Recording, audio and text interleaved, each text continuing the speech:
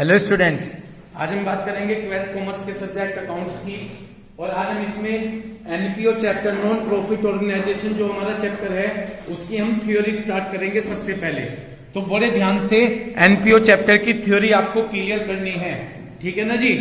बड़े ध्यान से आप सुनेंगे, मैं फिर भी कह रहा हूं, अगर आप ध्यान से नहीं सुनेंगे तो आपको न्यूमेरिकल क्वेश्चन में बहुत दिक्कत होगी। पढ़िएगा, मीनिंग ऑफ एनपीओ। सबसे पहले हम बात करेंगे मीनिंग ऑफ एनपीओ यानी नॉन प्रॉफिट ऑर्गेनाइजेशन की। पढ़िएगा, there are certain organisation which are form not to earn profit. बहुत सारी ऐसी ऑर्गेनाइजेशन होती हैं जो इनका मेन मकसद प्रॉफिट अर्न करना नहीं होता, but to render service to its member and to the public. लेकिन उनका मेन मोटिव होता है कि जो उनके मेंबर्स हैं और जो पब्लिक है उनको सर्विस देना। समझ गए? तो बहुत सारी ऐसी ऑर्गेनाइजेशन होती हैं जिनका मेन मोटिव प्रॉफिट अर्न करना नहीं होगा, बल्कि उनका मेन मोटिव होगा कि जो उनके मेंबर्स हैं ऑर्गेनाइजेशन के, एनपीओ ऑर्गेनाइजेशन के जो मेंबर्स हैं और पब्लिक है, उनको क्या देना? सर्विस देना। बड़े आराम से सुनते चलिएगा। सच ऑर्गेनाइजेशन इंक्लूड्स, इन ऑर्गेनाइजेशन में तो क्लब्स आ जाते हैं, जो क्लब बने होते हैं। एक हॉस्पिटल्स, एक libraries, school, religious institutions, charitable institutions, literary society, यानी जो लिटरेरी सोसाइटी, लिटरेरी को एजुकेटेड जो सोसाइटी होती है ना, लिटरेरी सोसाइटी, वो भी सब इसमें आ जाती हैं। समझ में आ गई बात? क्लियर है? तो इनमें कौन कौन सी ऑर्गेनाइजेशन आ जाती है? Club, hospital, library, school, religious institutions, charitable institutions और लिटरेरी सोसाइटीज आ जाती हैं, जिनका मेन मकसद प्रॉफिट अर्न करना नहीं होता, लेकिन अपने मेंबर, जो भी इन ऑर्गेनाइजेशन के मेंबर होंगे और पब्लिक होगी, उनको क्या देना? सर्विस देना। यहां तक बात क्लियर हो गई? ठीक। और एक चीज और, बड़ा अच्छा लगेगा थ्योरी पढ़ना। अगर आप यूं सोचेंगे ना कि हमें एक चैप्टर के लिए करना, तो बहुत अच्छा लगेगा सारी थ्योरी पढ़ के। These non-profit seeking entities exist with a primary motive of providing service। ये ऑर्गेनाइजेशन इसलिए आती हैं क्योंकि इनका मेन मकसद होता है क्या देना? सर्विस देना। सच एज, जैसे कि क्लब प्रोवाइड्स करता है स्पोर्ट्स, क्लब जो करते हैं वो स्पोर्ट्स फैसिलिटीज देते हैं, और रिक्रिएशनल का मतलब एंटरटेनमेंट होता है, एंटरटेनमेंट फैसिलिटी प्रोवाइड्स करते हैं। तो जैसे क्लब बनाए जाते हैं, वो क्लब का मेन काम क्या होगा? एक तो स्पोर्ट्स की सर्विस प्रोवाइड करना और एक एंटरटेनमेंट फैसिलिटी देना। क्लियर है? हॉस्पिटल, जो हॉस्पिटल होते हैं, हॉस्पिटल का काम होगा मेडिकल सर्विस देना। और लिटरेरी सर्विस, जो लिटरेरी सोसाइटीज हैं, लिटरेरी सोसाइटी का काम होगा क्या करना? प्रमोट्स आर्ट, आर्ट्स की एक्टिविटी को प्रमोट करना और कल्चर से रिलेटेड एक्टिविटीज को प्रमोट करना। क्लियर है क्या? तो सबकी बताया कि कौन क्या काम दे रहा है। आशीष समझ रहे हो? तो इसमें क्या बताया भाई? इन्होंने क्लब का काम बताया कि स्पोर्ट्स और एंटरटेनमेंट फैसिलिटीज प्रोवाइड करना, हॉस्पिटल का काम होगा मेडिकल सर्विस देना, लिटरेरी सोसाइटी का काम होगा आर्ट और कल्चर से रिलेटेड एक्टिविटीज को प्रमोट करना। इतनी बात क्लियर हो गई? समझ गए? आगे पढ़िएगा इसमें। एंड एन एसोसिएशन में आल्सो बी फॉर्म, और कोई एक एसोसिएशन बनाई जाती है जिसका काम होगा कि अपने मेंबर्स के राइट्स को प्रोटेक्ट करना। यदि कोई एसोसिएशन भी बनाई गई जिसका काम क्या होगा? अपने मेंबर्स के राइट को प्रोटेक्ट करना, तो वो भी नॉन प्रॉफिट ऑर्गेनाइजेशन में आती है। पहले यहां तक बात समझ में आ गई? तो कुछ ऑर्गेनाइजेशन, मनस्वी ये गेट क्लोज कर दो। तो कुछ ऑर्गेनाइजेशन तो ऐसी होती हैं जिनका काम प्रॉफिट अर्न करना नहीं होता, बल्कि अपने मेंबर्स को सर्विस देना। क्लियर हो गई बात? अपने मेंबर्स को सर्विस देना और पब्लिक को सर्विस देने के लिए बनाई जाती हैं। यहां तक बात क्लियर हो गई? जैसे उनमें कौन कौन सी ऑर्गेनाइजेशन बताई? क्लब, हॉस्पिटल्स, लिटरेसी, ये सब बताई गई। जैसे क्लब का काम है स्पोर्ट्स और एंटरटेनमेंट फैसिलिटी, हॉस्पिटल का काम है मेडिकल सर्विस। और कुछ एसोसिएशन इसलिए बनाई जाएंगी जो कि अपने मेंबर्स के राइट को प्रोटेक्ट करेंगी। तो ये ही एनपीओ है, नॉन प्रॉफिट ऑर्गेनाइजेशन है। ठीक है ना? आगे पढ़िएगा। इन्होंने कहा कि the main service of income of such organisation, तो इन ऑर्गेनाइजेशन की जो मेन इनकम की सोर्स होंगी वो होंगी मेंबरशिप सब्सक्रिप्शन। जी, इन ऑर्गेनाइजेशन की इनकम कहां से होगी? जो बंदा इन ऑर्गेनाइजेशन का मेंबर बनेगा, वो मेंबर बनने के बदले सब्सक्रिप्शन कराएगा, तो सब्सक्रिप्शन कराने के बदले जो पैसे देगा वो इनकी इनकम होगी। समझ गए? रिपीट कर रहा हूं, तो इन ऑर्गेनाइजेशन की इनकम होगी मेंबरशिप सब्सक्रिप्शन। जब मेंबर बनेगा कोई, उसने जो पैसा दिया मेंबर बनने के बदले। डोनेशन एंड ग्रांट्स, जो डोनेशन आई, डोनेशन को दान बोलते हैं, जो डोनेशन आएगी, और जो ग्रांट्स का मतलब है जो गवर्नमेंट की तरफ से फाइनेंशियली हेल्प मिलेगी, गवर्नमेंट की तरफ से पैसों की हेल्प मिलेगी, उसे ग्रांट्स बोलते हैं। इतनी बात क्लियर हो गई? तो ये सब इनकी इनकम कहलाई जाएगी। तो इनकी इनकम कैसे होगी? मेंबरशिप सब्सक्रिप्शन के थ्रू, डोनेशन के थ्रू और ग्रांट्स के थ्रू। क्लियर है? बस यहीं तक लगाओ निशान, उसके बाद दूसरे पैराग्राफ पर आ जाओ। फिर कह रहा हूं बहुत आराम से समझते चलिए, कहीं दिक्कत हो मेरे से एकदम पूछिए, बड़ी अच्छी थ्योरी होगी, बोर मत होइएगा कि जो बोर हो गया उसका चैप्टर ही खत्म हो गया। ये इतनी बात मैं पक्की कह रहा हूं, गारंटी। सारे बेसिक क्लियर आप कंसेप्ट समझोगे इस थ्योरी में ही। ठीक है भाई, पढ़िएगा उसके बाद। As the main aim of these organisation, इन ऑर्गेनाइजेशन का मेन एम प्रॉफिट अर्न करना नहीं होता, बल्कि क्या होता है? सर्विस देना। Very good. They do not prepare, इसलिए ये ना तो ट्रेडिंग अकाउंट तैयार करते हैं, ना P&L अकाउंट तैयार करते हैं। तो ना तो ये ट्रेडिंग अकाउंट तैयार करते, ना P&L अकाउंट तैयार कर रहे हैं, बट स्टिल, लेकिन फिर भी इनको प्रॉपर अकाउंट मेंटेन करने पड़ते हैं। लेकिन फिर भी इनको क्या मेंटेन करने पड़ते हैं? प्रॉपर अकाउंट मेंटेन करने पड़ते हैं। This is also a legal requirement, क्योंकि ऐसी लीगल रिक्वायरमेंट, यानी लॉ कहता है, कानून कहता है कि आप अपने अकाउंट्स बनाएं। ठीक है? And they would also like, पहले यहां तक बात समझ में आ गई? तो इनका मेन मकसद प्रॉफिट अर्न करना नहीं होता, बल्कि सर्विस देना होता है। ये ट्रेडिंग और P&L नहीं बनाते, लेकिन फिर भी ये अपने अकाउंट मेंटेन करते हैं, क्योंकि लॉ कहता है कि आप क्या बनाएं? अपने अकाउंट बनाएं। एक तो पॉइंट ये है कि लॉ कहता है, दूसरी ये भी दे वुड ऑल्सो लाइक, ये भी जानना चाहते हैं वेदर दियर करंट इनकम, कि इनकी करंट इनकम सफिशिएंट है क्या, ताकि वो अपने करंट एक्सपेंसेस को पूरा कर सकें। तो दो चीजों के लिए बनाते हैं अपने अकाउंट। एक तो लॉ कहता है कि आप बनाएं, दूसरा ये जानना चाहते हैं कि इनकी इतनी इनकम हो रही है क्या, ताकि अपने खर्चे पूरे कर सके। समझ गए? इन दो कारण से ये अपने अकाउंट मेंटेन करते हैं। फॉर दिस पर्पज, इस पर्पस के लिए एक तो ये इनकम और एक्सपेंडिचर अकाउंट तैयार करते हैं। क्या तैयार करते हैं? Which is similar to a profit और लॉस अकाउंट, जो किसकी तरह होगी? प्रॉफिट और लॉस अकाउंट की तरह होगी। कल मैं आपको बता दूं, आपके नॉलेज के लिए, वैसे तो बहुत साल से पढ़ा रहे हैं, लेकिन कल मैंने फिर भी बैठ के इसकी स्टडी की। ठीक है? तो बहुत छोटे छोटे पॉइंट्स आएंगे जो मुझे आपको समझा के चलने हैं, अगर आपने वो समझे। ठीक है? मैं यहीं पर एक पॉइंट डिस्कस आपसे करूंगा जो कल मेरे सामने पॉइंट्स आपको बताने के लिए आया। P&L कल भी बनाया था आपने। P&L में असेट्स आती हैं क्या? सोचो, मुझे लगता है बड़ा डिफिकल्ट क्वेश्चन पूछ लिया मैंने। P&L अकाउंट बनाया था कल परसों, पिछले साल भी बनाया था। ट्रेडिंग अकाउंट बनाते हैं, P&L बनाते हैं, बैलेंस शीट बनाते हैं। असेट्स कहां पर आती है? ठीक। तो यदि कोई असेट्स दे रखी होगी, इन्होंने कहा कि इनकम और एक्सपेंडिचर अकाउंट किसकी तरह होता है? P&L की तरह, तो उसमें असेट्स नहीं लिखेंगे। लेकिन एक अकाउंट जो आपका पहला न्यूमेरिकल है, वो एक अकाउंट और होता है, इसमें रिसीप्ट्स और पेमेंट अकाउंट। मैं कल भी बताया था, रिसीप्ट्स और पेमेंट अकाउंट कैश बुक की तरह होता है। किसकी तरह होता है? कैश बुक की तरह। उसमें तो असेट्स लिखेंगे हम, लेकिन इनकम और एक्सपेंडिचर P&L की तरह होता है, इसलिए इसमें असेट्स नहीं लिखेंगे। पहली बात तो यही सेट कर लो मन में। जब मैं कल देख रहा था तो मेरे मन में आई कि मैं बताऊंगा, पक्का ये आपके माइंड में क्लियर हो जाएगा। रिसीप्ट्स और पेमेंट अकाउंट तो किसकी तरह होता है? आगे आएगा अभी। ठीक है? और ये इनकम और एक्सपेंडिचर किसकी तरह बताया? P&L अकाउंट की तरह। पढ़िएगा, तो इनकम और एक्सपेंडिचर P&L अकाउंट की तरह होता है। एक balance sheet is also prepare, एक बैलेंस शीट भी आप तैयार करेंगे इन ऑर्डर, ये जानने के लिए to show the financial position of the organisation, ये देखने के लिए कि कंपनी की फाइनेंशियल पोजीशन कैसी है। समझ गए? एक तो इनकम और एक्सपेंडिचर अकाउंट बताया, किसकी तरह होगा वो? P&L की तरह। और एक क्या बनेगी? Balance sheet. आगे आ जाइए। एनपीओ का मीनिंग क्लियर हो गया।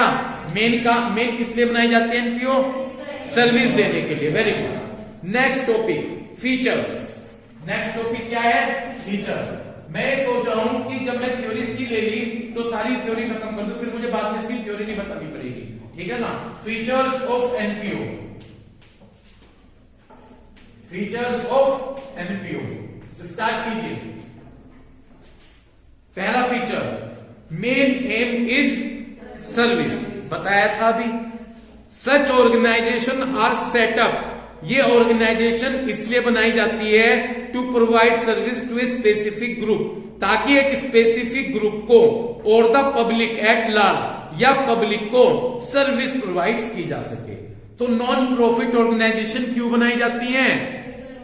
ताकि पब्लिक या लार्ज लेवल पर सर्विस दी जा सके, जैसे कि एजुकेशन की, हेल्थ की, केयर की, स्पोर्ट्स की और एंटरटेनमेंट की, ये सर्विस दी जा सके पब्लिक को, इसलिए एनपीओ बनाई जाती हैं। समझ गए? Main aim of these organisation, इन ऑर्गेनाइजेशन का मेन एम होगा टू प्रोवाइड सर्विस, सर्विस देना either free of cost, free of cost का मतलब फ्री, और at a nominal rate, nominal का मतलब कम रेट पर, कम प्राइस पर, और नॉट टू अर्न प्रॉफिट, या बिना प्रॉफिट अर्न करे हुए। इतनी बात समझ में आ गई? क्लियर है? पहला पॉइंट क्लियर। तो इन ऑर्गेनाइजेशन का मेन एम क्या होगा? सर्विस प्रोवाइड करना पब्लिक को। कौन कौन सी सर्विस? समझ गए? और ये सर्विस जो दी जाएंगी ये या तो फ्री दी जाएंगी, या कम रेट पर दी जाएंगी, या बिना प्रॉफिट अर्न करे दी जाएंगी। समझ में आ रही होगी यहां तक की theory. Second, form, these organisation are set up as charitable trust, ये ऑर्गेनाइजेशन बनाई जाएंगी किस फॉर्म में? चैरिटेबल ट्रस्ट फॉर्म में और सोसाइटीज फॉर्म में। And subscription to these organisation, और जो एंड सब्सक्राइबर, और जो इन ऑर्गेनाइजेशन को सब्सक्राइब करेंगे वो क्या कहलाएंगे? मेंबर्स। यानी जो इन ऑर्गेनाइजेशन में जाकर अपने आप को सब्सक्राइब करा लेंगे वो इस ऑर्गेनाइजेशन के मेंबर कराएंगे। समझ गए? तो ये जो ऑर्गेनाइजेशन बनाई जाती हैं चैरिटेबल ट्रस्ट के फॉर्म में बनाई जाएंगी, सोसाइटी की फॉर्म में बनाई जाएंगी, और जो भी ऑर्गेनाइजेशन में जाकर सब्सक्राइब करेगा वो इसके क्या कहलाए जाएंगे? मेंबर्स। नेक्स्ट, अगर किसी को दिक्कत होगी तो बता दीजिएगा। थर्ड, सेपरेट एंटिटी, जो नॉन प्रॉफिट ऑर्गेनाइजेशन होती हैं वो सेपरेट एंटिटी होंगी, यानी अपने मेंबर से बिल्कुल सेपरेट होंगी। ये जो एनपीओ होंगी और जो मेंबर होंगे दोनों बिल्कुल अलग अलग होंगे। इन अदर वर्ड्स हम कह सकते हैं कि यदि कोई नया मेंबर आता है, यदि किसी मेंबर की डेथ हो जाती है और कोई मेंबर इंसॉल्वेंट हो जाता है तो इससे एनपीओ पर कोई इफेक्ट नहीं पड़ेगा। इसलिए नॉन प्रॉफिट ऑर्गेनाइजेशन अपने मेंबर से क्या होती हैं? डिफरेंट होती हैं। समझ गए? मैनेज बाय इलेक्टेड मेंबर्स, ये जो ऑर्गेनाइजेशन है यूजुअली मैनेज की जाती हैं executive committee elected by its member. एक कमेटी बना दी जाएगी मेंबर्स के द्वारा, सभी मेंबर्स मिलकर क्या बना देंगे? कमेटी। वो कमेटी इन एनपीओ को चलाती है। समझ में आ गई? Next, major source of income. अब मैं बात करता हूं इन एनपीओ की इनकम कहां से होगी। इनके इनकम होगी, पहला सब्सक्रिप्शन फॉर दियर मेंबर्स, जो मेंबर्स आकर सब्सक्राइब करेंगे उनसे जो मेंबर देंगे अपनी सब्सक्राइब होने के बदले जो पैसा देंगे वो इनके लिए क्या होगी? इनकम। समझ गए? सेकंड, डोनेशन, अगर कोई डोनेशन मिलती है। थर्ड, फाइनेंशियल असिस्टेंस, असिस्टेंस माने हेल्प, कोई फाइनेंशियली हेल्प मिलती है गवर्नमेंट की तरफ से इन फॉर्म ऑफ ग्रांट। आ गया ग्रांट? आ गया ग्रांट? पहले पेज पे भी आया था ग्रांट। मैंने बताया था ग्रांट का मतलब कि यदि गवर्नमेंट की तरफ से कोई फाइनेंशियली हेल्प मिलती है। ओके। और इनकम फ्रॉम इन्वेस्टमेंट, यदि इन्वेस्टमेंट से कोई इनकम होती है, ये सभी इनकम एनपीओ की कहलाई जाएंगी। समझ गए? ठीक। अगला पॉइंट, न्यूमेरिकल का पॉइंट। ठीक है जी। Surplus not distributed among its member, जो करंट ईयर का सरप्लस होगा। पहली बात, जैसे पीएनएल में तो नेट प्रॉफिट और नेट लॉस बोलते थे, मैंने बताया था इनकम और एक्सपेंडिचर किसकी तरह होता है? पीएनएल। पीएनएल में तो नेट प्रॉफिट और नेट लॉस होता है। यहां वर्ड्स नेट प्रॉफिट और नेट लॉस यूज नहीं होगा इनकम और एक्सपेंडिचर में। यहां सरप्लस और डेफिसिट वर्ड्स यूज होगा। सरप्लस का मतलब प्रॉफिट और डेफिसिट का मतलब लॉस। क्लियर हो गई बात? पढ़िएगा। Current year surplus in the form of excess of income over expenditure. यदि सरप्लस होगा तो सरप्लस का मतलब है इनकम ज्यादा होगी किससे? एक्सपेंडिचर से। वो मेंबर्स को डिस्ट्रीब्यूट नहीं किया जाएगा बल्कि वो कैपिटल फंड में ऐड कर दिया जाएगा। अब रुको 1 मिनट, पिछले P&L बनाते हैं। P&L अकाउंट से याद करो पिछले साल नेट प्रॉफिट और नेट लॉस बचता था। मनस्वी कहां लेकर जाते थे उसे? पिछले साल हाँ बैलेंस शीट में कहां ले जाते थे? लाइबिलिटीज में कैपिटल में प्रॉफिट ऐड कर देते थे या कैपिटल में से लॉस होता था तो माइनस। लेकिन अब वो यहां पर कैपिटल ना होकर कैपिटल फंड कहलाई। क्या कहलाई? कैपिटल फंड कहलाई। इतनी बात क्लियर हो गई। और उसको उस सरप्लस या डेफिसिट को, सरप्लस होगा तो कैपिटल फंड में ऐड कर दीजिएगा और डेफिसिट होगा तो माइनस कर दीजिएगा। ओके, एक बात का आश्वासन दे रहा, थ्योरी जितनी है थ्योरी तो पढ़ लो, ठीक। न्यूमेरिकल की मेरी जिम्मेदारी, अगर मेरे हिसाब से चलोगे लास्ट में करवा के मैं पूछूंगा कैसे समझ में आए, यूं ही कहोगे कि बढ़िया समझ में आ गई है। तो थ्योरी में कोई भी बोर होने की जरूरत नहीं, मुझे पढ़ाना जरूरी है क्योंकि बहुत सारे कंसेप्ट आएंगे थ्योरी में, मैं उसके बिना आगे नहीं चल सकता, ठीक है ना। और लास्ट में बताइए इस चैप्टर को करके कैसा समझ में आया, ठीक है भाई, ठीक। तो यहां पर एक बात और कहूंगा, यहां पे कैपिटल जो पिछले साल बैलेंस शीट में कैपिटल थी वो यहां कैपिटल ना होकर कैपिटल फंड है। जो इनकम और एक्सपेंडिचर में सरप्लस होगा उसे तो कैपिटल फंड में जोड़ दीजिएगा, ऐड कर दीजिएगा, और यदि डेफिसिट होगा तो माइनस कर दीजिएगा। समझ में आ गई बात? आगे चलिए next. Account, these organisation also have to maintain proper account. इन ऑर्गेनाइजेशन को, किन ऑर्गेनाइजेशन की बात चल रही? Non profit organisation. इन ऑर्गेनाइजेशन को प्रॉपर अकाउंट बनाने पड़ते हैं ताकि वो लीगल रिक्वायरमेंट्स को मीट कर सकें। किसको मीट कर सकें? लीगल रिक्वायरमेंट को, ठीक है ना, बस यही है। And to exercise proper control, और अपने जो फंड है, पैसा है, उसके यूज को पूरा कंट्रोल कर सकें कि उस पैसे को वो कहां यूज कर रहे हैं। इसलिए ये अकाउंट बनाने पड़ते हैं। एक तो लीगल रिक्वायरमेंट है, एक अपने पैसे को अच्छे ढंग से यूज करने के लिए, उस पर कंट्रोल करने के लिए आपको क्या बनाना पड़ता है? अकाउंट्स बनाने पड़ते हैं। इतनी बात क्लियर हो गई? नेक्स्ट चलिए, फॉर्म्स ऑफ अकाउंट। यहां पर कौन कौन से अकाउंट्स बनेंगे? अंडरलाइन कर लो, रिसीप्ट्स और पेमेंट अकाउंट। कर लिया रिसीप्ट्स और पेमेंट अकाउंट। उसके नीचे कैश बुक लिख दो अपने पेन से। रिसीप्ट्स और पेमेंट अकाउंट किसकी तरह होगी? कैश बुक की तरह। उसके बाद कौन सा अकाउंट कह रहे? ये होता है P&L अकाउंट की तरह, ओके। और उसके बाद एक बैलेंस शीट। ये 3 अकाउंट आपको मेंटेन करने पड़ते हैं। लेकिन पहले क्वेश्चन में है रिसीप्ट्स और पेमेंट, बाकी सभी क्वेश्चन में तो आपको इनकम और एक्सपेंडिचर बनाना पड़ेगा और बैलेंस शीट बनानी पड़ेगी। समझ गए? तो यहां पर 3 अकाउंट है, रिसीप्ट्स और पेमेंट अकाउंट किसकी तरह होगा? ठीक, इनकम और एक्सपेंडिचर, और एक बैलेंस शीट बनानी होगी। आगे चलूं, next, difference between NPO and profit earning organisation. आगे डिफरेंस किस किस के बीच में? एक तो एनपीओ चैप्टर पढ़ रहे हैं और एक profit earning organisation. First point, primary motive. देखो एनपीओ का प्राइमरी मोटिव होता है क्या देना? सर्विस प्रोवाइड करना। समझ गए? और जो हमारी प्रॉफिट अर्निंग ऑर्गेनाइजेशन है उनका मेन मोटिव क्या होगा? प्रॉफिट अर्न करना। तो एनपीओ का तो मेन काम है सर्विस देना, और उनका काम क्या है? प्रॉफिट अर्निंग, क्या अर्न करना?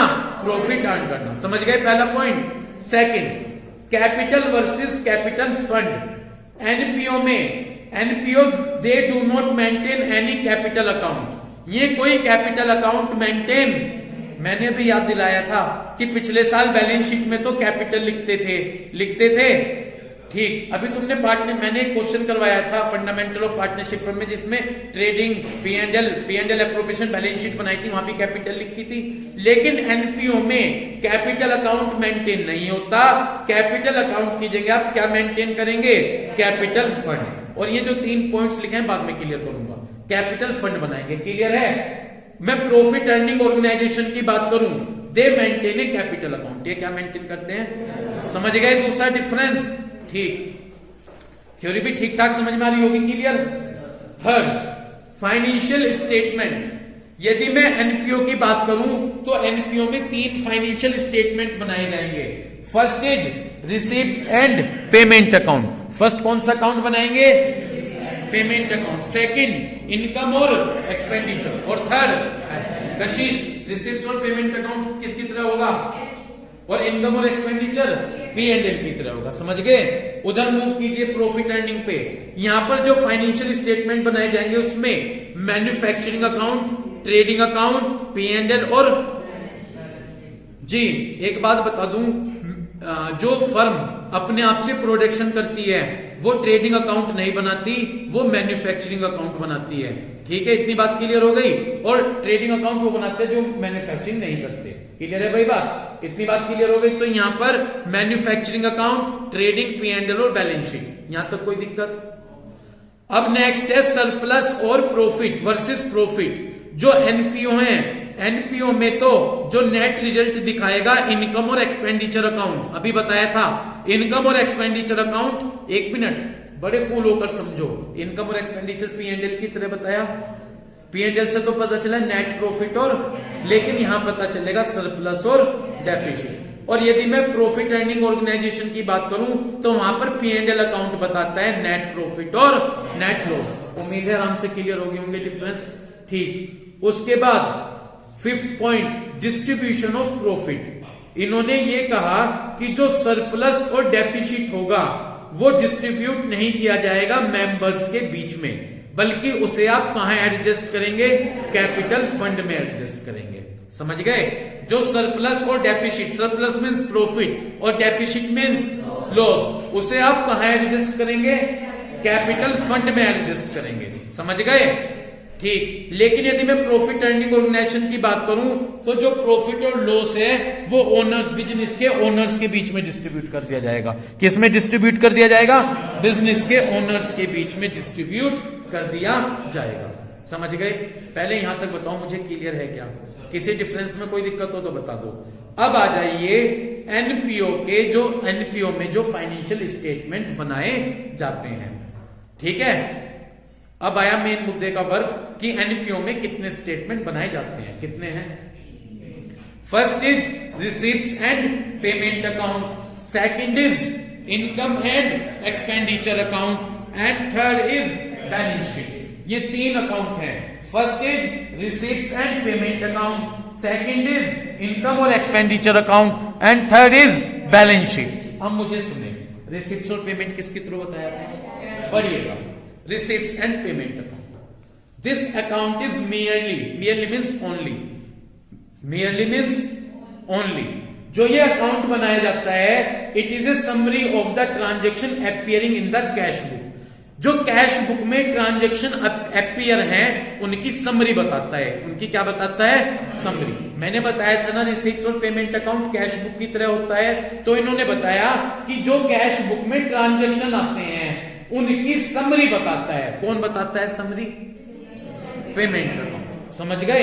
According to William Pickles, William Pickles ने ये कहा receipts and payment account is nothing more. Receipt और पेमेंट अकाउंट ज्यादा नहीं है किससे? A summary of the cash book. ये कैश बुक की क्या होती है? समरी होगी ओवर ए सर्टेन पीरियड, एक पीरियड के अंदर। क्लियर है? तो रिसीप्ट्स और पेमेंट अकाउंट किसकी समरी होगी? कैश बुक की। इतनी बात क्लियर है? ठीक, दूसरे पैराग्राफ पे आ जाओ। ये तो बात क्लियर हो गई, यहां से रिसीप्ट्स और पेमेंट किसकी समरी होगी? As such a receipts and payment account is prepared at the end of the year from the cash book. तो रिसीप्ट्स और पेमेंट अकाउंट एक साल के लास्ट, जब साल एंड हो जाएगा उसके एंड में बनाया जाएगा। किसकी हेल्प से? कैश बुक की हेल्प से। इतनी बात क्लियर हो गई? तो रिसीप्ट्स और पेमेंट अकाउंट कैश बुक की हेल्प से बनाया जाता है। All receipts and payment which are entered in the cash book, जितने भी रिसीप्ट्स और पेमेंट कैश बुक में एंटर किए गए वो सब आप रिसीप्ट्स और पेमेंट अकाउंट में रिकॉर्ड करते हैं। यानी जो कैश बुक में पैसा रिसीव हुआ, पेमेंट हुआ, उसे आप कहां रिकॉर्ड कर चलोगे? रिसीप्ट्स और पेमेंट अकाउंट में रिकॉर्ड कर चलोगे। बस यहीं तक रहने। ठीक है, तो हमने यहाँ पर एनपीओ की थ्योरी डिस्कस की, उम्मीद करता हूँ वीडियो देखकर ये थ्योरी आप क्लियर करेंगे। Thank you.